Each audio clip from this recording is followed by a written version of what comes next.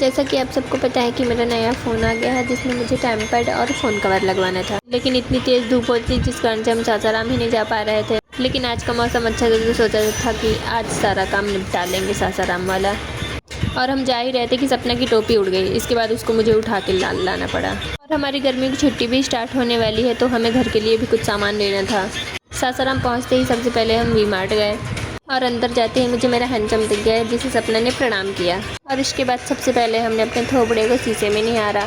तत्पश्चात हम ladies section में गए और वहाँ भी जाते ही हमने सबसे पहले अपने थोबड़े को निहारा।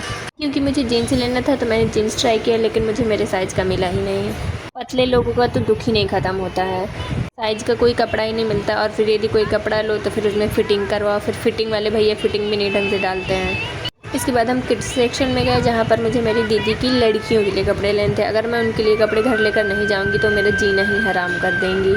और मेरे मम्मी पापा भी उन लोगों की बात में आके मुझे घर से बेदखल कर देंगे। पर सपना स्टैचू को बाय जी बोली तो सामने से एक लड़का बोलता है बाय। इसके बाद हम कपड़े की शॉप पर गए, जहाँ पर सपना को ड्रेस लेनी थी और मुझे जीन्स लेना था, जो कि मुझे वी मार्ट में मिला नहीं था। तो मैंने सोचा शायद यहाँ पर मेरी फिटिंग का साइज़ का कोई जीन्स मिल जाए। इसके बाद सपना ने ड्रेस ट्राई की, कई 2 3 4, जिसमें से एक ड्रेस उसको बहुत ही अच्छी लगी, लेकिन क्या हुआ कि वो लंबी बहुत ही ज़्यादा थी। इसके बाद मैंने जीन्स देखे, जिसमें से मुझे एक जीन्स अच्छा, 2 जीन्स थे लेकिन मुझे पसंद एक जीन्स आया। फिर मैंने मेरा जीन्स लिया।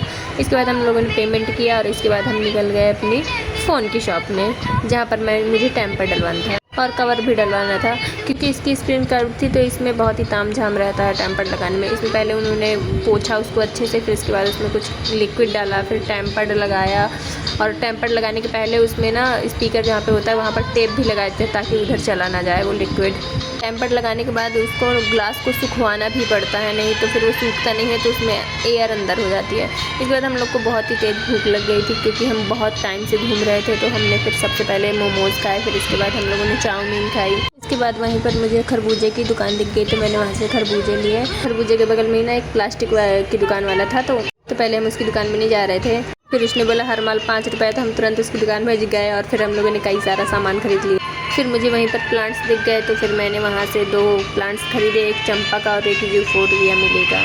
इसके बाद मैं ग्रोसरी की शॉप में गई, तो मैंने ग्रोसरी का सामान लिया और इसके बाद हमने कोक पीकर अपने गले को तर किया और तत्पश्चात हम अपने गंतव्य स्थान के लिए निकले।